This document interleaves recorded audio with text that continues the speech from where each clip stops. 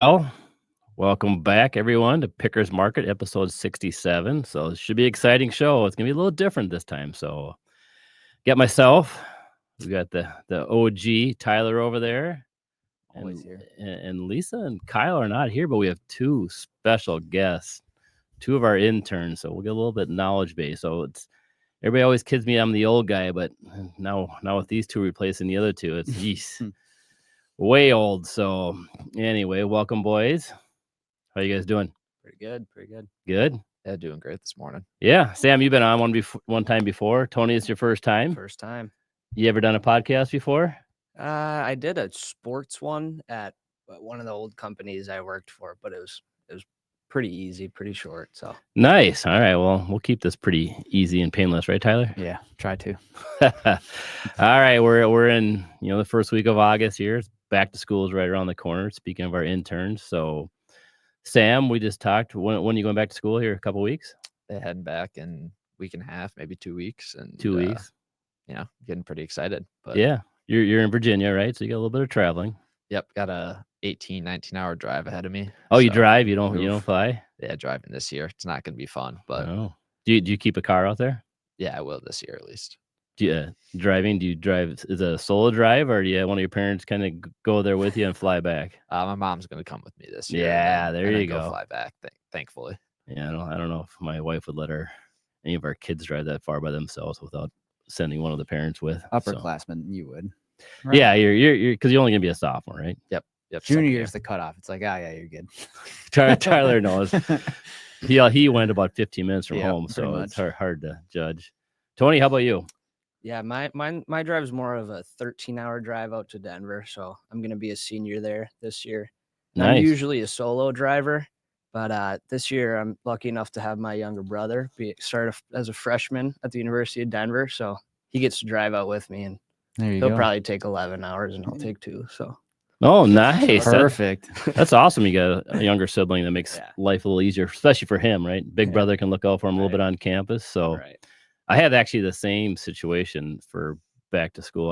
I got 3 kids, 2 girls in college already. One's in graduate school as a pharmacy.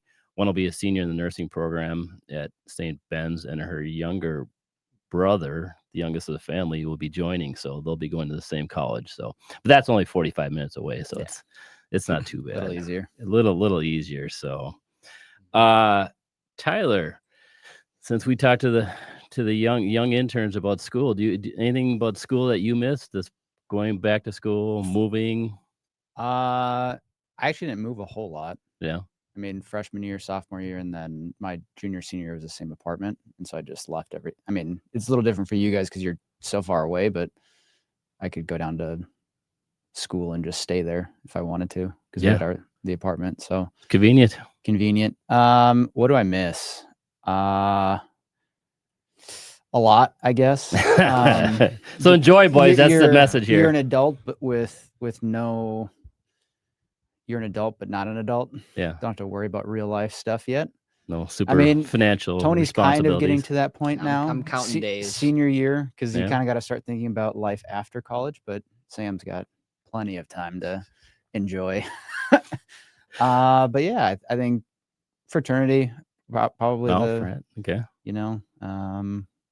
Tony, you knew fraternity? They have fraternity at Denver? Yeah. Okay. There's a lot smaller, but still a good group of guys. Yeah. Hanging around all the guys, just being guys. I see a tear coming down Tyler's eye right now. So I actually have a fraternity brother's wedding this September, so that'll be a good. And so how many years ago did you graduate? Almost 10. Yeah. So look at that's 10. what you have to look forward to, Tony. You got 10 years of weddings and friends, and it's all good. So when you two moving back, do you guys have a U-Haul or a lot of stuff moving or no? I kept most of my stuff down at my house. I'm going back to the same house, so it's mostly going to be my brother's stuff. Yeah, and I'll fit everything in the little Nissan Rogue on the way out there. Oh, so solid. I got 3 going to college this year, so next 3 weekends will be busy moving kids around. So it's kind of bittersweet for me. It's like, okay, it's a lot of work. All right, let's jump into enough about college, and we'll do 2 truths and a lie like we normally start. since you two kind of hopefully have a little bit of a insight on this, we'll do it about colleges. So the first A, the average college tuition and fees for 2024, and 2025 for privates was $43,000, and for public out of state $24,000. That's A. B, the average debt for a 4-year bachelor's degree is $35,000. C, the average college graduation rate in the U.S. for students seeking a bachelor's degree is 75%. I'll start with the older guy here. Would be Tyler. Tyler, what are your thoughts on these? Private school tuition of $43K seems a little bit light. Average debt $35K. I can believe that. 75%, maybe a little high. I'm gonna go with A. All right, Tyler. Actually, no, I'm going C. Oh, look at that Going last C, minute yeah. change up. I love the indecision, but I think 75% is high. all right. Sam, we'll go around the table. Thoughts? Well, I'm pretty glad that Tyler changed his answer, because I was going to take A myself, just because I thought 43 seemed a little low, and 24 for out of state public also seemed a little low. I thought it'd be more like 30. Oh, I didn't even see the out of state part. I just saw public. Yeah. Yeah. But Now again, those are tuition and fees. I don't think that's counting room and board. Just so you guys. I still think Okay. it's probably a little bit light, but I mean, I could see all these being fake or all these being real. So I'm gonna go A. All A right. is the lie. Final answer. Sounds good. Tony? All right, I'm gonna make it a little fun here. I'm a gambling man. I'm gonna take B. I think the average debt's a little higher than 35,000. Yeah, this is okay. I love the answers of participation, but the old guy was right. Yep. It's C is the lie. It's The probably average like college, 60, it's right? 65%. So Yeah. 2/3. Just think of you. So Tony, looks like you're on the path of graduating. Sam, you're still questionable. You're only a sophomore, but so you got 2/3 of your classmates graduate, and the other third. Well, you're at Denver. That's considered a private school as well, right? Yeah, it So is. it's probably a little higher for private, I assume. than Public is where you get the yahoos. I don't know what to call it yahoos, but the people that maybe have less interest in for sure going, if you're spending that kind of money in a Interest, private. or just you get 2 years in and the cost isn't worth the debt. So, and then on the other two, the average college tuition, I think to your guys' point, I think those numbers seem low to me, but that's the I average, suppose right? if you add in room and board, Room and board, because, like generally speaking, meal plan. Private schools in Minnesota are 65 to 75,000 a year. Both you two are outstate, so you're probably even potentially higher than that. And then 24,000 for public out of state. It's about right. In state, they quote as 12,000, which seems a little low to me. But That seems, but then like you add put in- room and board, yeah, which is you almost double it, right? So Yeah. I think that's where that 24,000 comes in. because that was when I went. So when I was at the U of M, the actual tuition for U of M was cheaper than Benilde Yeah. tuition. Wow, look at that. Look at all the private school kids I got surrounded by here. All right, so then the last thing is, which I thought was low too, is the average debt at 35,000. So it's because you hear the horror stories of someone graduating with 50, 100, 150,000. So the average right now is 35,000.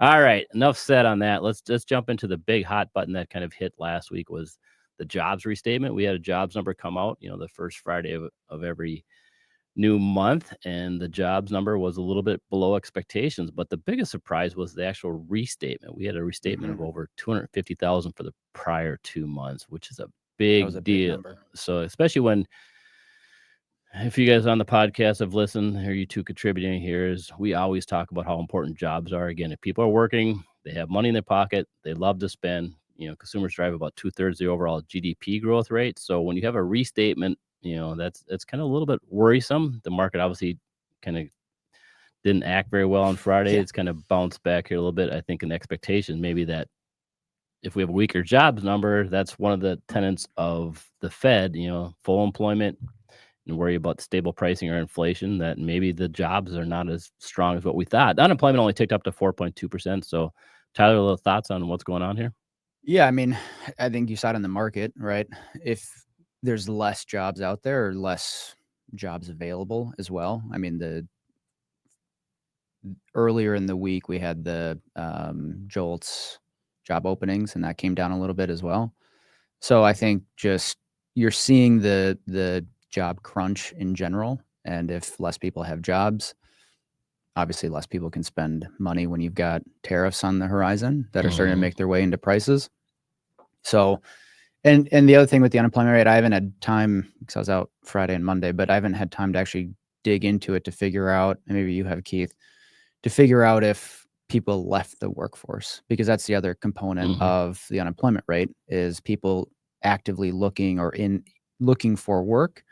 And so if you have people leaving the workforce because they can't find a job and they just say, screw it, then your unemployment rate generally remains unchanged. So that's one thing I have to look into. It was a little bit, not terribly. So it wasn't a huge step up there. But overall, I think if you're seeing downward revisions this significant, it's just an overall concern for the market. And you saw the reaction on Friday from this. And then I know we're probably going to get into it, but then you start thinking about what is the Fed going to do? And then how does that affect the overall economy? So overall, not great. No. And then the revision, just to put in perspective, I think that was the 2-month revision. They said that was the biggest X 2020, which obviously was COVID shutdown, was since 1979. That's a long time. That's almost back to when I was, a kid. Just outdated. Sam, any thoughts? Obviously you two are getting closer to the workforce, and obviously it's a very important, for you guys just personally, but also for the economy. Any thoughts on the number? I mean, as someone who's, at least hopefully trying to get into the workforce in a couple of years, you don't love to see that jobs are down, but it always kind of ebbs and flows. It goes up, comes back down, and I'm sure over time it'll kind of even back out. But just the fact that the revision was as large as it was is a little frightening a little concerning, especially if you're making decisions on full employment or strong employment, all of a sudden you have a restatement. I think that was the reaction of the market, like, whoa, what's going on here? We've been told the last 2 months it was fairly strong, and now it's when you reset it, not just a little bit. There's been revisions. We'll get to that point here in a second. There's revisions almost all the time, and it's always downward, unfortunately. So, but Tony, any thoughts on? Yeah, pretty similar all around the table here. I have a ton of friends that graduated college already, and including myself, I guess, starting to look for jobs. And it's a little frightening when you hear people older than you, like, not being able to find jobs right out of college after getting their degree. So yeah, I guess a little frightening. But yeah, no, that's a good little insight there, especially for you. Sam, you're a couple years behind, so you got a few more years to worry about it. But Tony, you're right in the teeth of it, right? You don't want to be going into, a fun senior year partying like Tyler did, and then all of a sudden, end of your senior year, then it's like, I got to find a job, and there's no jobs to be had. So, have your friends found? Because some people get jobs after their junior year already, right? They do their internship and maybe get an offer. Right. Have you friends getting jobs yet, or are they still kind of looking? Yeah, there's a handful that are still looking. I think it usually took them like 2 to 3 months out of college, I guess. That was just the typical amongst my friends that I kind of saw. But I guess for me and a bunch of my other friends, having that solid internship and working your way up into a company and hopefully getting a after my senior year, I think when did I start my job? I think late September after I graduated. So I had the whole summer. Not a bad idea. Tyler's recommending that for you guys. All right. Your parents may have a different idea. Yeah, probably. But if you can swing it, not a bad idea. I think the other concerning part about this, and I don't want to scare you guys, but the other challenging part is when the labor market starts to weaken like this, when it comes to new job entrants, is the companies looking for or have open positions, they start looking for prior experience rather than new college grad, which makes it even more challenging for the younger cohorts that are near graduation or close or already graduated. Yeah, and a lot of what the companies will do is, there'll be a lot of openings that they say they're posting for. In actuality, they're not nearly as open, and they'll close them down, like Tyler said. And generally speaking, it's the easy ones of no one wants to fire anybody from a corporation standpoint, so that's why it's harder to. If you're brand new looking to get into the job market, it's a little more difficult. Like if you have a job, it's more companies are more willing to hang on to it. So, All right, Tyler. The other thing we like to point out about the jobs is, I heard the stat the other day, which I got to go double verify it, but in the Biden's administration, obviously there's 4 years, it's 48 months of reporting, 45 are revised down. Doesn't it seem like crazy? When was that end of this year? They came out and revised down basically every month. Yeah. You don't remember that? No, I knew it was a lot. I didn't realize it was that many of them because we have a chart talking about, remember the election, prior to the election was a big revision down, and then then the next couple of months I think were it was fine. October of last year, maybe. Yeah, October of last year, and then the next couple months nothing, and then all of a sudden now we're starting to see the revisions again. So I don't know if there's a problem with the data collection or the process. Well, You're starting to hear Trump fired the that's another whole different issue we could spend probably an hour on. But yeah, I remember that it was because I can't remember how many jobs the Biden administration had, and whether you are Democrat or Republican doesn't really matter. Yep. I just want to throw that out there. But I think the Biden administration added, I can't remember how many jobs, but it was quite a lot, right? Throughout those 48 months. Oh, for sure. And basically, I think it was chopped into like 3/4 or something. Yeah, no, it's the revision because generally speaking, a healthy labor market, people consider, over 100,000 plus a month that are added. So those numbers were probably, like you said, 150 got probably revised down to 100 when you look over long periods of time. So again, the economy's been pretty strong for the last several years. So I'm hoping for you guys' sake and for everybody else's as well that the job market kind of picks back up. And I think we're starting to see signs of it. And that's we'll get into, obviously why jobs are so important and what this latest number did. It caused the Fed have a little bit of a reaction or the market expectations because prior to the jobs number last Friday, just so you guys know, we had the FOMC meeting. Powell came out, chairman was I think a lot of people were surprised how hawkish he was. He was worried about inflation reigniting, job market stable. And then 2 days later, it's like, oh, well, maybe the job market is not as stable as we think it is or not as strong. So the market reaction was they were expecting, I think the odds went from like 30 basis points cut for the end of the year, jumped all the way to 60 basis points in a matter of a day. Getting my 3 to 4, Keith. Tyler's back to 3 to 4. He kind of slides his scale. It's 2 to 3. It's been pretty much 3 to 4 the entire year. You two interns continue to listen on the podcast at the end of the year, and you see where it's at. But so, Tyler, kind of talk about what the Fed expectations, or at least investors' expectations, have changed, and then we'll talk to the interns on it as well. Yeah. So I mean, the Federal Reserve, for you guys and for the listeners, the Federal Reserve's mandates are full employment and control prices, basically. Stable pricing. Stable prices. So obviously, when you have a weakening labor market, there's the only lever the Federal Reserve can really do. I mean, there's a few, but the main lever they can pull is to raise and lower interest rates, or the Fed funds rate, which then affects the majority of the rest of the interest rate curve, or for the Treasury curve.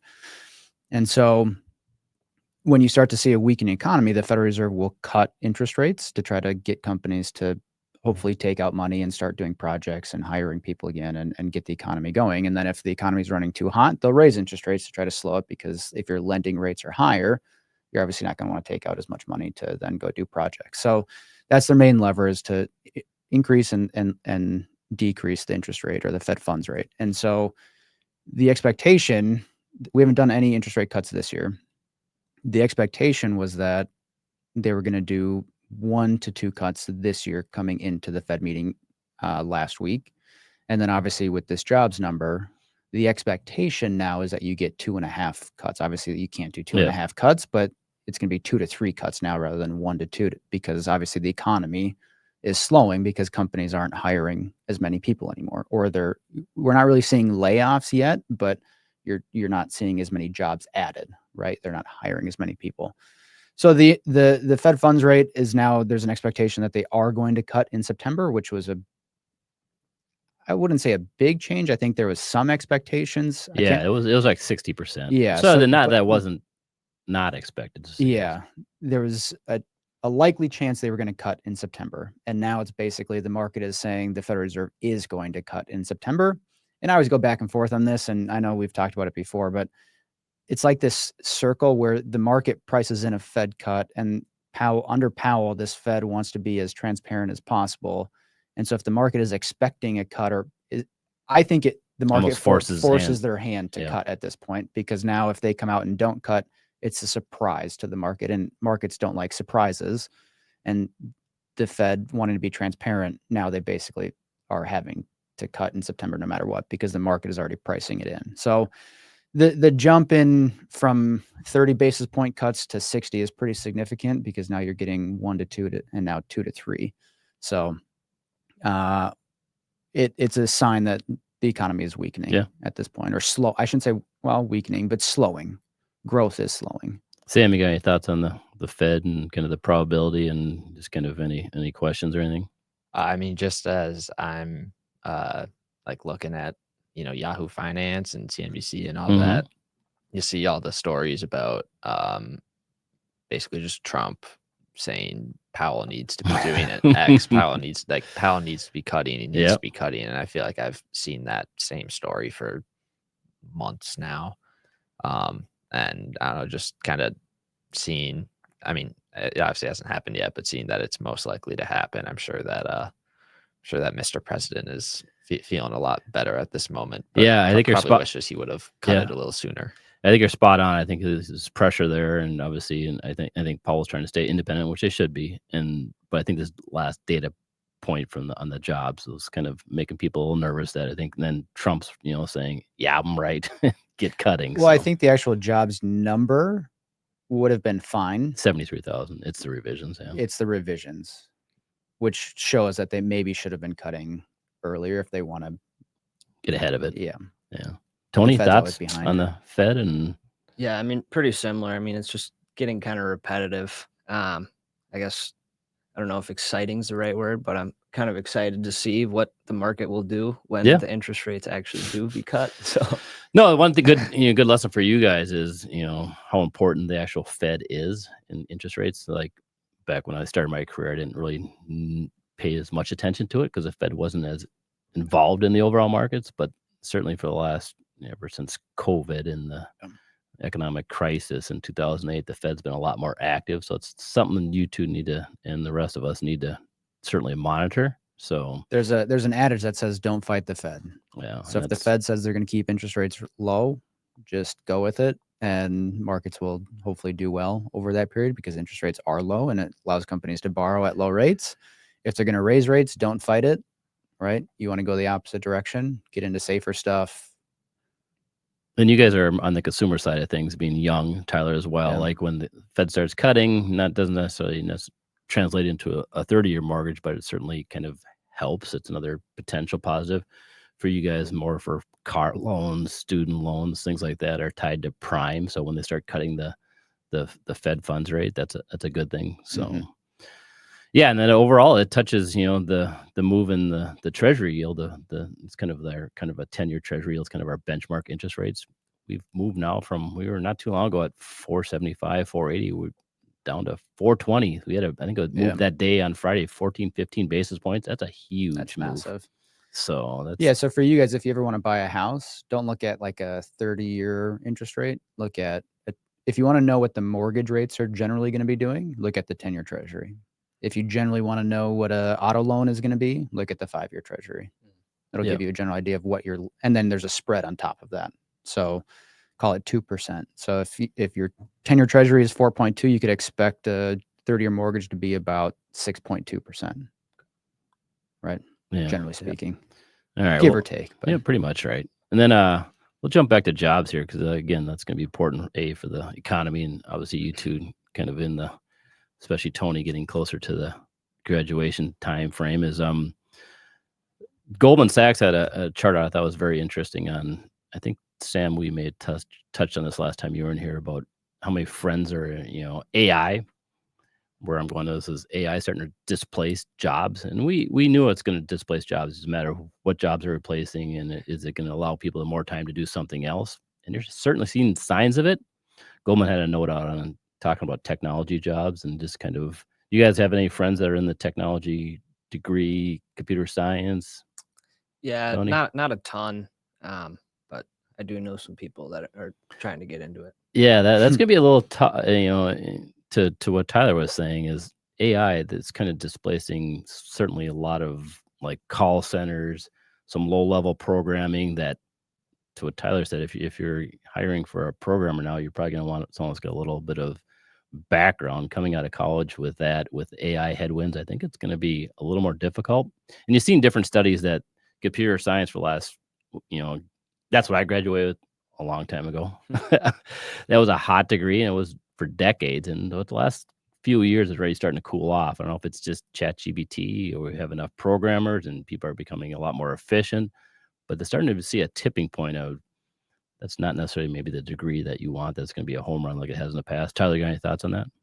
I mean, it's your lower level blocking and tackling type of computer science technology jobs that AI is starting to displace. And you're seeing it in the unemployment rates for technology in younger ages as well, which is, we talked about it when Sam was on the other podcast episode, but when I was in college, there's starting the push of kids should go into computer science because that's where the future of jobs is going to be. And now all of a sudden you're seeing AI displace those jobs, and it's hard to find a job in that space, especially for younger kids, younger adults, I should say, not kids, younger adults coming out of college or little ways out of college that may have a few years of experience because AI is just doing the job that they could have done. Yeah. You have any thoughts on that, Sam?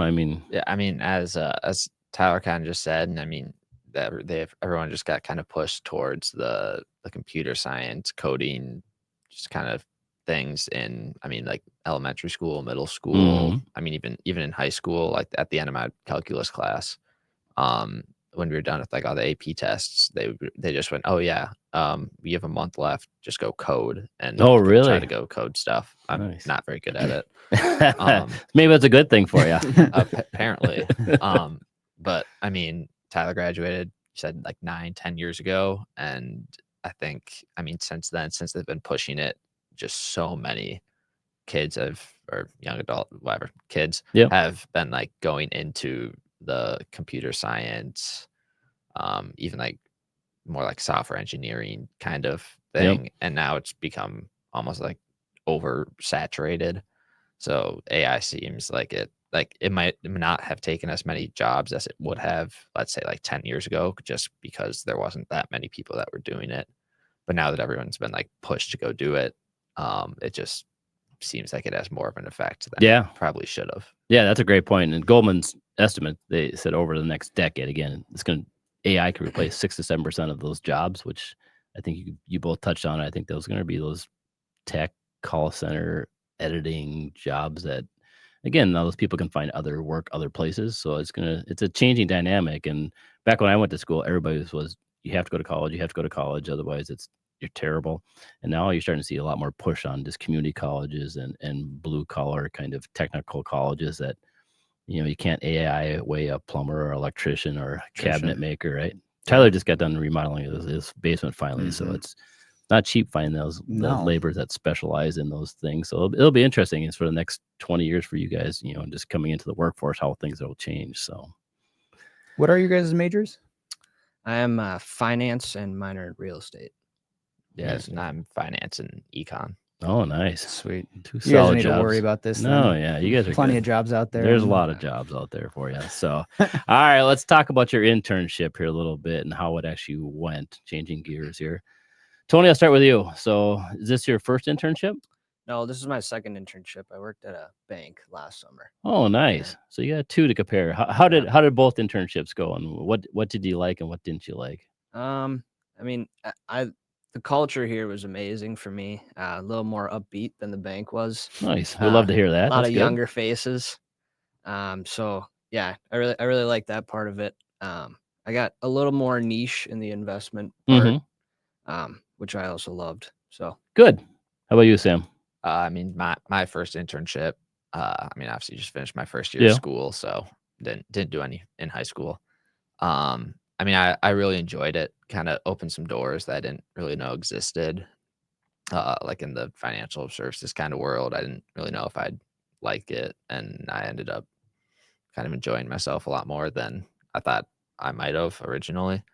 So that was really nice. And then just like everyone kind of around me, I mean, sat right next to the trading team, and they were all super nice and tried to talk to me every once in a while, and I could always go ask them questions, and they were just super like kind people, and it was really fun to see that. That's awesome. I love to hear you guys' experience, because that's exactly what internships should be for. To decide if it's a field you want to be in. It sounds like both you two like the financial services, and kind of at least it piques your interest. And going into college, and college is one setting, but then you go into a job place where people are actually doing things and financial services, and there's a lot going on that you may not appreciate if you're just a college student. So I'm glad you guys had the opportunity to do that. Tyler, do you want to talk about, you did an internship or two, right? I did a lot, yeah. I was kind of all over the board.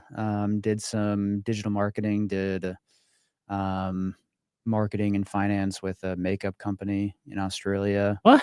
Did you work for Polaris too? Yeah, I've worked at sales and marketing for Polaris on their Slingshot team.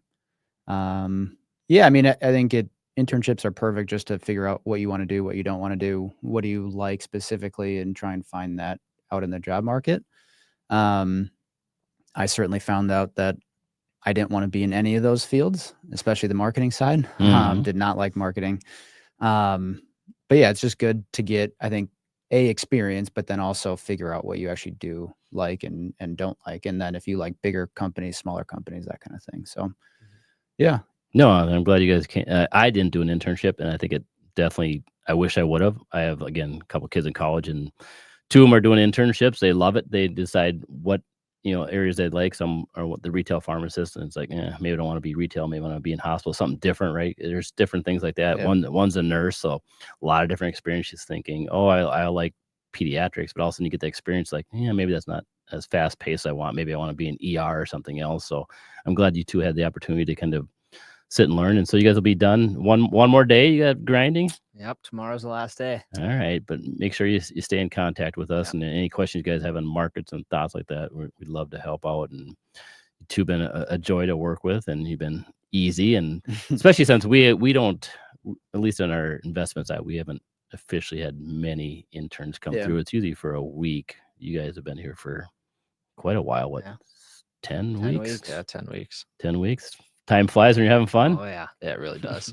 It's good. I'm glad you guys enjoyed it. So, all right, everybody, thanks for tuning in and listening. And next week we'll have Kyle and Lisa back. So the internship, hopefully the interns are listening when maybe they're driving out to their colleges or something. Yeah. So, all right, stay tuned, everyone. Thank you.